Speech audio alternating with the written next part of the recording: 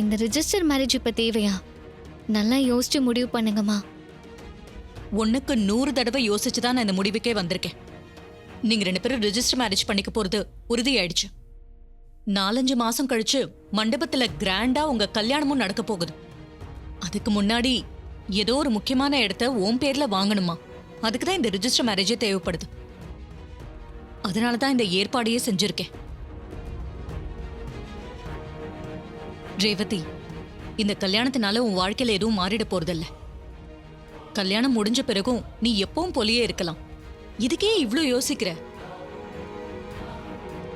இல்லம்மா, நீங்க 1000 விளக்கம் சொன்னாலும் என் மனசு சமாதானமாக மாட்டேங்குது. எனக்கு அப்பா, அக்கா, தங்கச்சி, மாமா, தாத்தா, பாட்டின்னு எல்லாரும் இருந்தும் இப்படி ரிஜிஸ்டர் மேரேஜ் தான் பண்ணிக்கணுமா? அப்படி ரிஜிஸ்டர் மேரேஜ் பண்ணிக்கிட்டாலும் அவங்க எல்லாரையும் கூட்டிட்டு வந்து அவங்க முன்னாடி கல்யாணம் பண்ணாதான் எனக்கு சந்தோஷமா இருக்கும். என்னாச்சுங்க? எல்லா கோயில போய் பாத்தீங்களா? சகலா நான் போய் பார்த்துட்டேன்பா. ஒரு கோயில் விடாம அத்தை, அப்புறம் அந்த யாரு அந்த சூரியகலா, அந்த கம்நாட்டி மருது யாருமே இல்லப்பா. அங்க நல்லா விசாரிச்சு பாத்தீங்களா? ஐயோ சகலா, நல்லா விசாரிச்சிட்டேன்பா. இவ்வளவுக்கும் போட்டோவெல்லாம் காமிச்சு விசாரிச்சேன்பா. யாருமே வரலன்ட்டாங்க. அப்படியா? சரி, நீங்க ஒண்ணு பண்ணுங்க. ஆ, பக்கத்துல இருக்க ரெஜிஸ்டர் ஆபீஸ்க்கு போய் பாருங்க. ரிஜிஸ்டர் ஆபீஸா? அங்க எதுக்குப்பா? எனக்கு என்னமோ அத்தை ரேவதியை கூட்டிட்டு போய் ரெஜிஸ்டர் மேரேஜ் பண்ணி வைக்க ட்ரை பண்றாங்களோன்னு தோணுது. என்னையா சொல்ற? ரேவதிக்கு இதுல விருப்பம் இல்ல போல இருக்கே. உங்ககிட்ட அவ ஏதோ ஆர்கியூ பண்ணிக்கிட்டே இருக்கா. ஆமா கலா, அவகிட்ட எதையுமே சொல்லாம இங்க கூட்டிட்டு வந்துட்டோம்ல, அதனால அவ ஷாக் ஆயிட்டா. அதோட எல்லாரையுமே கூட்டி ரிஜிஸ்டர் மேரேஜ் பண்ணலான்னு சொல்றா. அதெல்லாம் நடக்கிற காரியமா? அவங்களா வந்தா இந்த மேரேஜே நடக்காது. அதனாலதான் அவளை கொஞ்சம் கன்வின்ஸ் பண்ண. அத்தை, வீட்ல இருக்கிறவங்க யாருக்காவது தெரிஞ்சா இது பிரச்சனை ஆயிடுமே. அதையெல்லாம் நான் பாத்துக்கிறேன், நீ தைரியமா இரு. சகல சந்தேகப்பட்டது சரியா போச்சு. எல்லாருமே இங்கதான் இருக்காங்க. அப்போ ரிஜிஸ்டர் மேரேஜ் பண்றதுக்காக தான் இங்க வந்திருக்காங்களா? இப்ப என்ன பண்றது?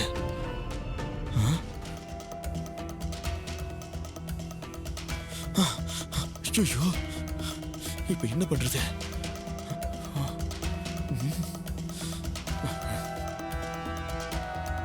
என்ன பண்ணலாம் இப்போ? அண்ணே, ஒரே ஒரு ஹெல்ப் பண்ணுங்கண்ணே. சொல்லுங்க, என்ன செய்யணும் சொல்லுங்க. உள்ள உட்கார்ந்து இருக்காங்களே சாமுண்டீஸ்வரிங்கிறவங்க, அவங்க எதுக்கு வந்திருக்காங்க? அவங்க பொண்ணுக்கு ரிஜிஸ்டர் மேரேஜ் பண்ண வந்திருக்காங்க சார். இன்னும் கொஞ்ச நேரத்தில் கல்யாணம் நடக்க போகுது. சரிண்ணே, தேங்க்ஸ்ண்ணே. இன்னும் கொஞ்ச நேரத்தில் கல்யாணம் நடக்க போறதா சொல்லிட்டு போறாரு. எப்படியாச்சும் இந்த கல்யாணத்தை தடுத்து நிறுத்தணும். முதல்ல சகலைக்கு ஃபோன் போட்டு இந்த விஷயத்த சொல்லுவான். என்ன கலா? அத்தை, எனக்கு இன்னும் டென்ஷனா தான் இருக்கு.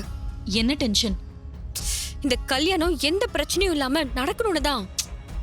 இன்னும் கொஞ்ச நேரத்துல கல்யாணமே நடந்து முடிஞ்சிரும். இப்ப டென்ஷனா இருக்குன்னு சொல்ற? இல்லத்த, அந்த கார்த்திய பத்தியும் அவன் திறமைய பத்தியும் சொல்லிருக்கீங்க. அவன் கடைசி நேரத்துல வந்து இந்த கல்யாணத்தை நிறுத்திட்டா என்ன பண்ணுவீங்க? இத பாரு, அப்படியெல்லாம் நடக்க சான்ஸே இல்ல. அவனை ஆபீஸ் லிஃப்ட்ல வச்சு லாக் பண்ணியாச்சு. அவன் கண்டிப்பா வரமாட்டான். இந்த கல்யாணம் கண்டிப்பா நடக்கும்.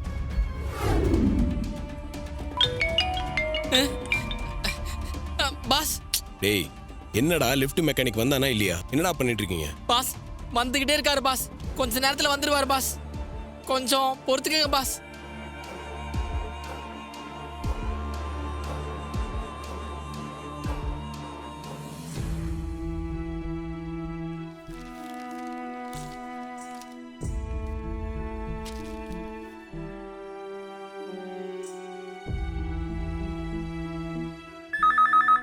ஒரு நிமிஷம் இரு, நானே கூப்பிட்றேன்.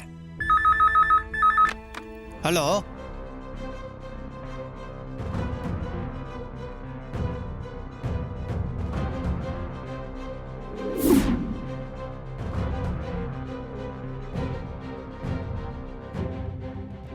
அப்படியா?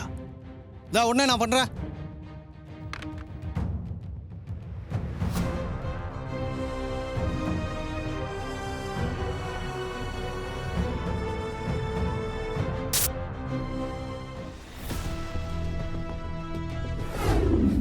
என்ன மேடம், இன்னும் மெக்கானிக் யாரையுமே காணோம். வந்துருவாங்கன்னு சொன்னீங்க, இன்னும் யாரையுமே காணோமே மேடம்.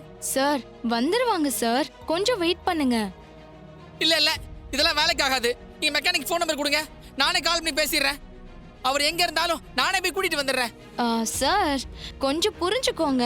நீங்க மட்டும் போய் இப்ப என்ன பண்ண போறீங்க? டெக்னீஷியன் வந்துட்டு இருப்பாங்க. மேபி டிராஃபிக்ல மாட்டிருப்பாங்க. அதனால கொஞ்சம் லேட் ஆகுது. ஒரு 10 நிமிஷத்துல வந்துருவாங்க. என்ன மேடம் நீங்க இதையே சொல்றீங்க?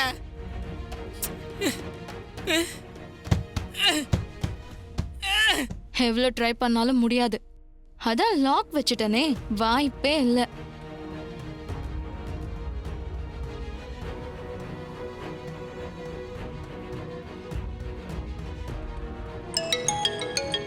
சகல சொல்லுப்பா. என்னாச்சுங்க, வீட்டுக்கு போயிட்டீங்களா? எப்பா இப்பதான்ப்பா வீட்டுக்குள்ள வந்திருக்கேன். இன்னும் கொஞ்ச நேரத்துல நீ கேட்டதெல்லாம் உனக்கு போன்ல அனுப்பிச்சு வச்சிடறேன்ப்பா. சரிங்க, கொஞ்சம் சீக்கிரமா எடுத்து அனுப்புங்க. நம்ம லேட் பண்ண ரேவதிக்கு தாங்க பிரச்சனை. சரிப்பா நான் உடனே அனுப்புறப்பா. வச்சிரவா.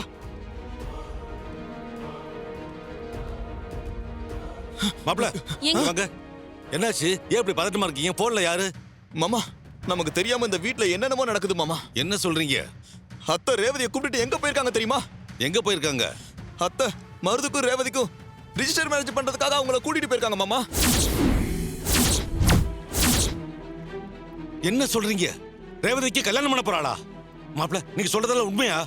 ஆமா மாமா, இத காதும் வச்ச மாதிரி செய்யணும்னு தான் யாருக்கிட்டையும் சொல்லாம கூட்டிட்டு போயிருக்காங்க மாமா. அது மட்டும் இல்ல மாமா, அத்தை நேத்து சகல ஆபீஸ்க்கு போயிருக்காங்க. அந்த ஆபீஸ்க்கு சகலதான் எம்னின்ற விஷயம் எப்படியோ தெரிஞ்சு போச்சு மாமா. ஐயோ, அதுக்கப்புறம் தான் இந்த முடிவு எடுத்திருக்காங்க. மாப்ள இந்த விஷயம்லாம் சின்ன மாப்பிளைக்கு தெரியுமா? அவர் சொல்லிதான் மாமா இந்த விஷயம் எனக்கே தெரியும். அப்பா, அம்மா இந்த அளவுக்கு கீழ்த்தனமா இறங்கி போவாங்க நான் நினைக்கவே இல்லப்பா. மாப்பிளை பழிவாகிறதுக்காக அவ எவ்வளவு வேணாலும் திறந்து போவாமா? மாப்ள நம்ம எப்படியாவது போய் இந்த கல்யாணத்தை தடுத்து நிறுத்தி ஆகணும். ஆமாப்பா, அம்மா செய்யறது ரொம்ப அராஜகம். நம்ம இப்பவே போய் அந்த கல்யாணத்தை நிறுத்துவோம். அப்பதான் ரேவதி வாழ்க்கையை காப்பாற்ற முடியும். எனக்கு வர்ற ஆத்திரத்துக்கு அவளை அங்கேயே போய் வெட்டி போடணும்னு தோணுது. ஒரு பெத்த தாய் செய்யற காரியமா இது? அவள திமிரு பிடிச்சவ. சரி வாங்க போலாம். மாமா நாம அங்க போக வேணாம் மாமா. என்ன மாப்பிள பேசிட்டு இருக்கீங்க? இவ்வளவு தூரம் நடந்திருக்கு, நம்ம போனா தானே கல்யாணத்தை நிறுத்த முடியும். வாங்க போலாம். மாமா சகல சில விஷயங்களை செய்ய சொல்லியிருக்காரு. அதை செஞ்சுட்டு போனாதான் கரெக்டா இருக்கும் மாமா. என்ன சொன்னாரு? அது வந்து மாமா, ரேவதியோட மெடிக்கல் ரிப்போர்ட் அப்புறம் டிவோர்ஸ்க்கு அப்ளை பண்ண அந்த பேப்பர்லாம் இருக்குல்ல மாமா, அதெல்லாம் போட்டோ எடுத்து உடனே அனுப்ப சொன்னாரு மாமா. அதெல்லாம் அத்தை ரூம்ல தான் இருக்கும். சரி வாங்க அதெல்லாம் எடுப்போம். ஆமா.